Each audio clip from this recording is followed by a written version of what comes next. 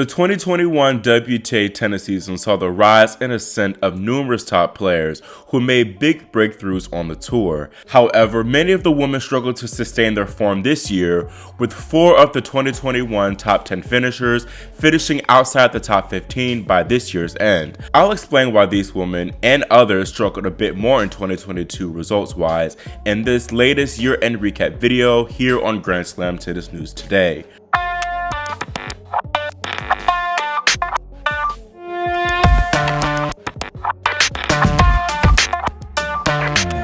Starting our countdown at number 10 is Czech woman Barbora Krejcikova. Krejcikova had long been a fixture on the doubles circuit, but 2021 was truly a breakout year for her singles campaign. A week after winning her maiden singles title in Strasbourg, Krejcikova came into the French Open unseeded and shocked the field to win her first Slam singles trophy. Barbora remained solid for the remainder of that season and reached the second weeks at Wimbledon and the US Open, results which helped qualify her for the WTA finals and earned her the Newcomer of the Year honor. Krejcikova actually started off 2022 pretty well, reaching the Sydney final, barely losing to Paula Badosa. Krejcikova also looked to be on her way to another deep slam run at the Australian Open, but lost to Madison Keys in the quarters. The Czech woman, who rose to a career-high ranking of number 2 in the world, lost early in the Middle East tournaments and then went on a 3-month hiatus due to persistent elbow problems. Barbora came into Roland Garros with no match play on clay, but still wanted to give her title defense a shot. After a strong first set, she lost to Frenchwoman Diane Parry and tested positive for COVID soon after. The next few months saw growing pains for the Czech as she struggled to go deep in tournaments and rediscover her winning formula. The indoor swing was a crucial turning point for Krejcikova's season as she came into the Chilean Open playing some phenomenal tennis, scalping Ayla Tomljanovic, Beatriz Haddad Maia, Belinda Bencic, and Annette Kontaveit en route to her first title of the year. She continued this excellent form the following week at home in Ostrava, beating Wimbledon champ Raducanu before doing the impossible and beating Iga Swiatek in a final. Before this big indoor run, Krejcikova hadn't reached a tour semifinal or beaten a top 30 player since January and was close to falling outside the top 30 herself. Barbora said that she felt that things started clicking for her in her practice sessions at the Chilean Open, which propelled her to finishing 5-0 against top 30 opponents. Barbora to me is fitting for number 10 on this list because her season comparatively wasn't as strong as last season. However, most of this is due to her elbow injury, which she recovered from beautifully, showing us that it's not all about how you start but how you finish as well. At number 9 is Spain's Paula Badosa. Badosa's truly started to make a name for herself during the 2021 clay season, where she made the semis in Charleston and Madrid before making the quarters in Paris. After some solid results, including her first WTA title in Belgrade, Paula had her biggest career achievement to date after winning the Indian Wells title, beating Victoria Azarenka in a 3-hour thriller. This propelled her inside the top 10 and qualified her for the WTA finals, where she made the semifinals. Badosa essentially picked up right where she left off at the start of 2022, winning her 3rd career title at the Sydney International. She began the Australian Open very well, but she lost her form a bit, which contributed to her 4th round exit to Madison Keys. Paula lost early in both Middle East tournaments, but got it back together for a strong showing at Indian Wells, reaching the semifinals. The Spaniard also played well at Miami, but fell ill and had to retire from her quarterfinal match versus Jessica Pegula. Unlike last season, Badosa really didn't make a lot of headways on the clay, falling early in both Madrid and Rome before retiring during her 3rd round match versus Veronika Kudermetova due to a right leg injury. Badosa's Wimbledon prospects were pretty bleak, especially after she fell to the world number 169 in the Eastbourne first round. She still had a decent showing at SW19, beating former champ Petra Kvitova before being obliterated by Simona Halep in the 4th round. Badosa had one more decent showing for the year after reaching the San Jose semifinals. From there on, she had an abysmal end to her season, going 3-8. I feel like Paula is more a confidence-based player, and once she has a bad result or difficult loss, she's impacted for weeks on end. A big issue that I've noticed with Badosa is that at times she's far too passive and tentative and doesn't truly commit or go for her shots when she needs to. Many times she gets complacent and hits a bunch of rally balls up the middle instead of trying to spread the court more and put opponents on the defensive. I think this way of playing truly hurts Badosa as she she's forced to grind back from the baseline and play more taxing points, making her more susceptible for injury or even illness. She retired 4 times mid-match in 2022, which is just far too many times for a woman her age. Muguruza has talked about dealing with depression and other mental health issues earlier in her career due to the expectations placed upon her as a junior. I do think she was feeling the pressure of having to back up such a groundbreaking season, and things slightly changed for her during the Australian Open, where people were touting her a decent favorite to go all the way. That being said, Paula has had some strong moments like at the Sunshine Double and Stuttgart, but those moments were fleeting as she couldn't sustain a high enough level to contend with tougher competition. She only earned 1 top 20 win this season compared to 12 in 2021. Muguruza reached a career high ranking of world number 2 earlier this year, but never really played like it. Even now, I think her ranking of 13 is a bit too high, and I think she should really be around the top 25 or so, and that's being generous. Number 8 on this list is Leylah Fernandez. Last season, the fiery Canadian earned her first big milestone when she took home her maiden WTA Tour title at Monterrey in the spring. However, she truly made a name for herself after her iconic run to the US Open Finals, where she defeated 3 top 5 players before falling to eventual champion Emma Raducanu. Despite this loss, many felt that the best was yet to come for Fernandez and that 2022 would see her hold the Champions Trophy at a major. Her slam campaign didn't have the best start as Fernandez, dealing with an apparent back injury, lost to 133rd ranked Aussie Madison Inglis in the first round of the Australian Open. She recovered from that setback nicely, successfully defending her title in Monterrey before having a solid 4th round showing at Indian Wells. The Canadian didn't really make any significant gains for a few months afterwards, losing some tight early round matches to some tricky opponents. It all started to click for Fernandez at the French Open, where she scalped Bencic and Amanda Anisimova en route to the quarterfinals. She honestly should have beaten Martina Trevisan here to make the semifinals, but Leylah unfortunately suffered a grade 3 stress fracture in her foot, which sidelined her into the US Open series. Leylah never really found that French Open level and struggled for the remainder of the season. She fell in the second round of the US Open, which sent her outside the top 30. Fernandez finished the year 40th with 2 top 20 victories. I'm not really going to be that hard on Leylah because injuries did play a big part in her struggles. I truly feel like her year would have looked different had she not gotten injured at Roland Garros. I think Leylah also got a bit unlucky with her draws as she faced a lot of dangerous opponents in the early rounds of tournaments. Then too, it was always going to be hard for Fernandez to keep up her winning ways as people definitely figured out how to play and beat her after that US Open run. Next at number 7 is Slovenia's Tamara Zdenšek.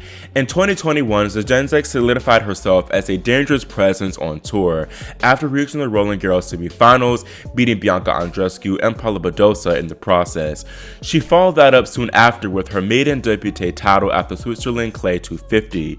She didn't make any more noise for the remainder of that year, but started off 2022 fairly decent, making the semifinals of Adelaide and 3rd round of the Australian Open. In all honesty, Tamara only plays her best tennis in Australia and on the clay, but she didn't perform well at all on the dirt this year, never making it past the 3rd round at any event.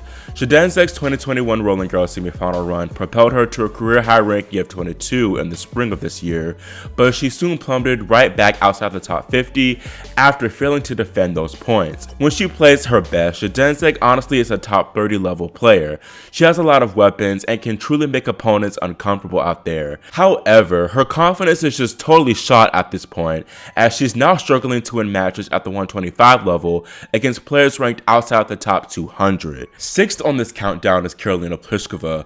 Pliskova has been a consistent top 10 figure for the past 5 years or more now, and maintained her solid level of play in 2021. After a rough start to that season, Karolina salvaged things after reaching the Wimbledon finals. That runner-up finish inspired a few deep runs toward the end of the year, helping her finish inside the top 5 for the 3rd time. Unfortunately, Karolina was unable to build upon that progress after suffering a freak hand injury during preseason training, which forced her to withdraw from the Australian Open. Pliskova made her 2022 debut at Indian Wells and struggled a lot with getting her footing in some part due to some rough draws during the clay season. Now at Roland Garros, Pliskova was gifted with a favorable draw, but still fumbled as usual, losing to 227th ranked wildcard Yulia Jean-Jean 6-2, 6-2. Katie Boulter was Pliskova's kryptonite during the grass swing, beating the Czech at both Eastbourne and Wimbledon. The US Open Series was the source of Pliskova's 2 long positive tournament showings this year, as she made the semis in Toronto before making the quarterfinals at the US Open. Pliskova didn't have a good end to the season at all, finishing 2-6 with all 6 of those losses being in straight sets. The worst L was Pliskova's loss to qualifier Alicia Parks at her home tournament in Ostrava. From what I've seen in Karolina's last few matches, her serve was off and she consistently served more double faults than aces. Seeing that her serve is her biggest weapon out there on court, Pliskova has struggled to use other facets of her game to get the job done. She did recently reunite with Sasha Bayan, who she split with after Wimbledon, so maybe he can help mitigate the service woes and other issues in her game next season. Starting us off in the top 5 is Estonian Anett Kontaveit. Kontaveit truly elevated her career soon after hiring Dmitry Tursunov last August. That partnership saw Kontaveit go on a complete tear, finishing 2021 winning 29 of her last 34 matches, while collecting 4 titles within a 10-week span. Kontaveit's Herculean efforts infamously earned her the final 8th spot for the WTA Finals, where she finished runner-up to Muguruza. Despite an early exit at this year's Australian Open, Kontaveit seemed to have maintained her form from the second half of 2021, winning St. Petersburg and reaching the finals of Doha.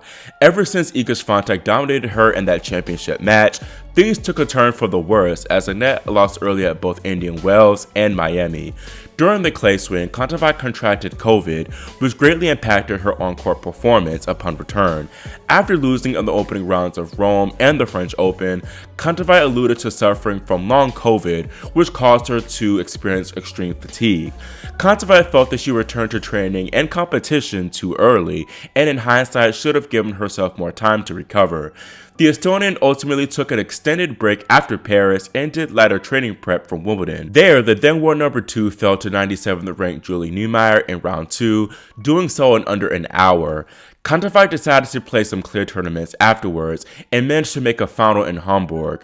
However, she truly began showing flashes of her former greatness at the US Open, where she pushed legend Serena Williams to a 3-set thriller in round 2. Kontaveit seemed to be on the up and up as she made the final of her home tournament in Tallinn. However, she was unable to replicate her late winter run from last year as a back injury cut her season short. I do think that Kontaveit would have struggled a bit this year even if she hadn't contracted COVID, as it's difficult to sustain that high level of tennis she showed at the tail end of last year. That being said, I do think COVID was a major culprit for her this season, but speaking of majors, Anett has long struggled with showcasing her best tennis at the slams.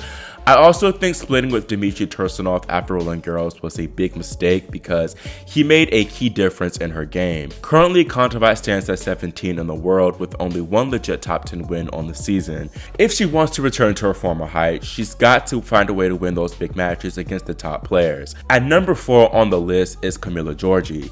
Camila has long been considered somewhat of an underachiever as she practically has all the big weapons, from thunderous ground strokes to a huge serve. However, Camila struggled with honing in all that firepower and maintaining a consistent base level of play. Giorgi made big strides in this regard last summer, making the semifinals of Eastbourne and quarters of the Tokyo Olympics before winning her maiden 1000 title in Montreal. Camila, however, didn't really do that much after Canada and slowly reverted back to her old ways of erratic play. In 2022, Giorgi actually started well and played a couple of solid matches at the Australian Open before losing to eventual champion Ash Barty in round 3. Giorgi struggled a lot after this and in fact lost 7 straight matches on the tour before snapping her streak at Roland Garros. There she upset Aryna Sabalenka for a 4th round finish.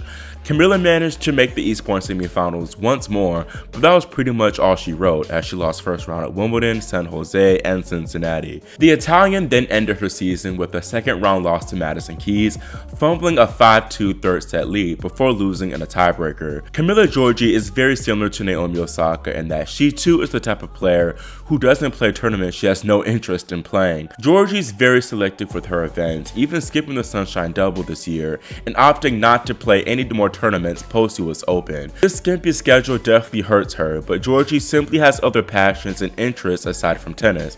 She does modeling on the side, and she has has her own clothing brand, so tennis definitely isn't her all in everything. It's a shame though, because Camila really does have a lot of raw talent, but she lacks the consistency to be a top competitor. Even looking at her players rankings history throughout the years, it's just an absolute mess full of highs and lows. Though she had one of the more prominent ranking drops, Georgie's decline really wasn't that big. It was more about her failing to make up the points she earned from Montreal. The future honestly doesn't look too bright for the Italian either, as she's currently under investigation for getting a fake COVID vaccination card so she could compete at certain events on tour. She could face 2 years in prison if convicted.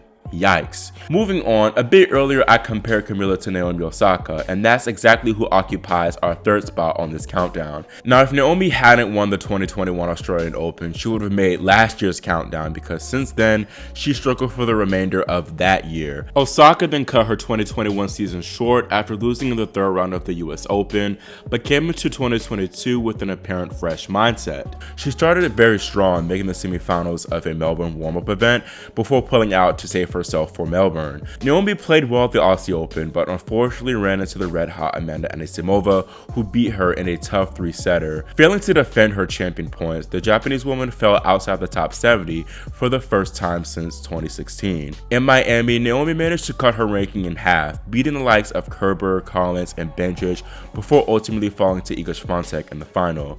Osaka's clay prospects looked strong after she dominated her first rounder in Madrid. However, she sustained an Achilles injury afterward, which contributed to a lopsided second round exit to Sarsribes Tormo. The injury severely impacted Osaka's prep for Paris, as she had to withdraw from Rome and could not practice all that much. Naomi also had a very unlucky draw at Roland Garros, once again facing Amanda Anisimova, this time in the opening round. The American ousted Osaka once more, and soon after, Naomi withdrew from Wimbledon yet again, citing that Achilles issue. The Japanese woman returned to action in San Jose, having a solid win over Qinwen Zhang before falling to Coco Gauff in round 2. That win against Zhang was shockingly Osaka's last true win on the season, as she bowed out in the opening rounds of Toronto, Cincinnati, and the US Open. Osaka technically won a match in Tokyo towards the end of the year, but that was only after her first round opponent, Daria Saville, literally tore her ACL in the second game. Naomi withdrew from her second round match against Beatrice Haddad-Maia, citing an illness, but I feel like we all know that was BS. She clearly never even wanted to play that tournament in the first place. This season has been unbelievably difficult for Naomi, first giving her the benefit of the doubt. The Achilles injury definitely hurt her, as I feel like she could have at least put herself in a position to be seeded for Roland Garros and wouldn't have had to face Anisimova in round 1. That aside, Naomi must realize that she cannot afford to keep skimping out on these bigger tournaments just yet if she wants to have long-term success on tour. The big elephant in the room is present. She does not really enjoy playing matches right now. She doesn't enjoy being out there competing on the tour. She doesn't even like leaving her own state to play tennis, let alone the country. Right now, I don't even know when or if we'll see Osaka back in action next year, as a replacement for her former coach Wim Fizet still has not been announced. She was working with her dad after she split with Fizet, but that was just not cutting it.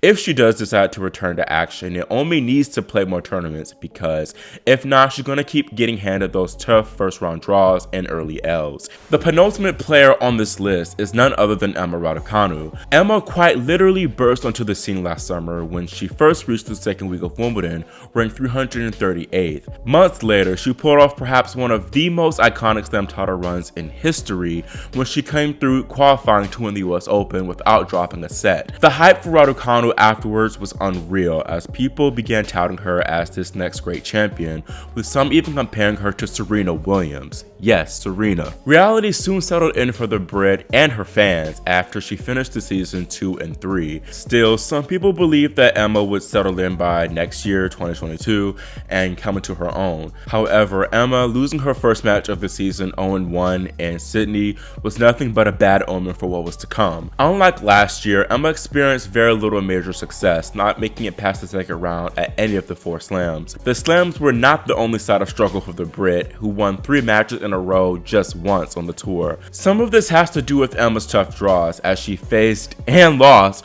to a lot of tough competition in the early rounds, including Andreescu in the first round of Rome, Caroline Garcia 2.0 in the Wimbledon second round, Elisa Cornet in the US Open first round, among others. Even when Raducanu was healthy, she found it very difficult to beat top 50, top 60 type players, let alone top 30 or higher. In fact, Emma only picked up one top 40 victory, which was in Cincinnati. There she went on that rampage against mothers Serena Williams and Victoria Azarenka, probably playing her best tennis all season. Raducanu also played well at Stuttgart, but lost to her number 1 Iga Swiatek in the quarters. Madrid was also a good tournament for the Brit, as she narrowly lost to Angelina Kalinina in the round of 16. Injuries were a major issue for Raducanu, as they cost her quite a few matches and opportunities for growth. At the Australian Open, Raducanu suffered from blisters, which prevented her from taking advantage of a somewhat decent draw. Then in her very next tournament in Guadalajara, her body couldn't hold up for the 3.5-hour opening round battle versus Daria Saville, with Raducanu pulling the plug citing a left hip injury. Months later at Rome, Raducanu retired during her match with Bianca Andreescu due to a back injury. In the summer, Emma's Wimbledon hopes were in doubt after she sustained a left side injury a few games into her opening round match in Nottingham. Raducanu's lone semifinal appearance this season was cut short too, as a glute injury forced her to retire midway through the third set in Korea. Emma needs to get herself a solid, reliable team with an adequate fitness trainer. She went through so many coaches this season, and while she's adamant that she can figure things out on her own, she needs a consistent presence around her, not these 3-month trial periods. Emma's decline wasn't really that much of a shock, to me at least, because she was already struggling towards the end of last year, plus the pressure and expectation of her backing up the US Open success was a lot, I'm pretty sure. Keep in mind too that this was her first actual full season on tour, as she's still pretty new to the scene. This season can be a good learning lesson for her, plus now that her ranking's lower and she has very few points to defend, she'll be freer out on court. The biggest thing though is her remaining healthy throughout next season, as that'll give her the best chance to contend for more points and gain ample tour experience. Now while it might seem unimaginable to top Raducanu's fall from grace, another slam champion had an even more abominable 2022 in my eyes. Taking the top spot is none other than Garbine Muguruza. Muguruza being number 1 on this list is honestly so fitting, because she ended the 2021 season the best way possible, winning the WTA finals in Guadalajara. Garbine had a solid season overall last year, also winning the Dubai 1000 and Chicago 500 titles. Plus she made the finals of 2 other 500 events. Garbine was on course for another major breakthrough in 2022, but I truly feel something shifted within the paradox after she made this infamous statement at the start of the season. Yeah, maybe, but the racket will talk. The racket will talk. The racket will talk. Well, unfortunately for Muguruza, that racket said a whole bunch of nothing. After coming fairly close to winning the 2020 and 2021 Australian Opens, Muguruza completely diverted from the trend, being dismantled by Elisa Cornet in the second round in Melbourne. I'm not going to read out all of Garbine's results from this year because that would be downright depressing.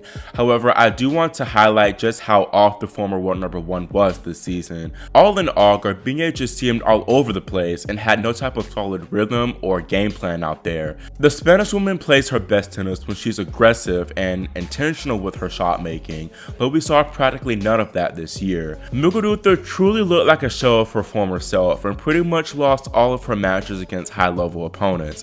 She failed to be a single player ranked inside the top 30, and whenever she faced a tough opponent, she almost always lost convincingly. Her lone exception was at this year's US Open, where she squandered 2 match points in a third-round loss to Petra Kvitova. The US Open was Garbine's best tournament by far this season, as it was just the second time all year that she'd won 2 matches in a row. Garbine never managed to win 3 consecutive matches in 2022. Missed opportunities like the one against Kvitova plagued the Spaniard a few times too. In the Rome opening round, Garbine led Yulia Putintseva 6-3, 5-4, 30 love, but started spraying errors and ultimately lost 6-1 in the third. Weeks later in the French Open first round, Muguruza was dominating Kaia Kanepi 6-2, 2 love before the Estonian rallied back to take it in 3. Perhaps the most bizarre choke was at Indian Wells, where Garbine led Allison Risk 6-love, 3-love before the American won 12 of the last 13 games to send Mugu packing. I feel like a lot of Garbine's struggles this year were more mental than anything else, because oftentimes she looked like she literally didn't know how to win. It's truly a shame too, because one of those matches could have changed the course of her entire season. Muguruza is very unpredictable and often comes out of nowhere whenever she goes on deep runs. Even when she was ranked number 1, she wasn't that consistent and reliable, being a bit more up and down with her play. It's kind of been a recurring theme for Muguruza to do well for a few seasons at a time, then totally stink up the place for the next 2. We saw this in 2018 and 2019 when Muguruza struggled immensely before regaining her form in 2020 and 2021. I'm not too optimistic that we'll see a complete resurgence from her in 2023, but at least she can take solace in knowing that she can't get much worse than this. I'm not even exaggerating when I say that this is her worst season on tour to date. She even acknowledged her poor performance herself and apologizing to her fans for the lackluster tennis. I also found it astounding how Garbine remained inside the top 10 for almost the whole season, even with how badly she played. This is mostly thanks to those 1,500 points she earned from the end of last year, but still. Even now, I think it's incredible she's ranked as high as 55, but evidently, the few points she's earned from those bigger tournaments added up. I do want to note that Muguruza dealt with the left shoulder injury which forced her out of Miami this year, but I doubt that this had much impact on her overall season. The Spanish woman also mentioned how her team testing positive for COVID at the start of the year hampered her prep as well. Regardless, I don't know if firing Conchita Martinez or hiring a sports psychologist is the answer, but Muguruza has got to figure this mess out next season because she's far too talented to be having these piss poor results. That's all I have for this countdown, and let me know in the comments whether you agree or disagree with my list. Also, feel free to share your own list of players who you felt fell off in 2022. Make sure you subscribe and click the notification bell so you're notified whenever I post a men's version of this video. Thanks for watching, and I'll see you next time here on Grand Slam Tennis News Today.